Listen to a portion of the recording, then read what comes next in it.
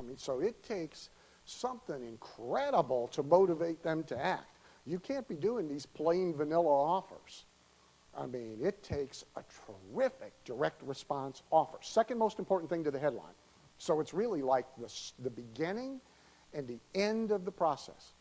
If you get them down into what I call the red zone, the football analogy, if you get them down into the red zone and then you drop the ball, you don't have a powerful, compelling, irresistible offer and a real clear call to action, you wasted everything else you did. Direct response is all built around that and linked to it, urgency. Yannick said, it'd be nice to have expire dates, but they're not necessary. I beg to differ. Okay. They're essential.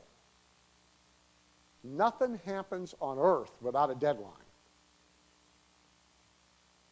I mean, it just doesn't. If it wasn't for deadlines, how much? If deadlines didn't exist, how much would you get done? Nothing. Me too. We're all the same. You know, we learned it. When did you get your paper done?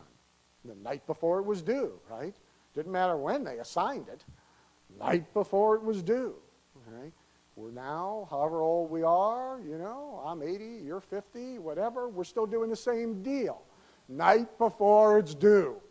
That's when we're doing it. And so if you don't create urgency, which means you got to have deadlines, you got to have penalties for not meeting deadlines, and you got to have incentives for meeting deadlines. If you're not doing that, you're really not doing direct response. It's a key element that differentiates direct response from traditional advertising, is the expiration of the offer. And if you haven't already discovered it, if you're like new to direct response, if you do it right, here's how you know you do it right. There's always a flurry of order activity the day after the deadline.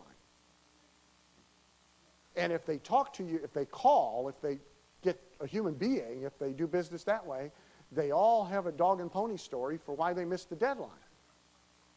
Because they believe them, which they should, and now they call up with their story. Oh, I'm sorry I'm a day late, but you know, my dog peed on it and I had to dry it out with a hairdryer, and you know, I mean, they got a story, right? And they tell that story in order to, then you know you got it right. Ben, you're all the way in the back. And I didn't arrange to have a microphone run, but Ben does deadlines all the time with every offer. Am I right?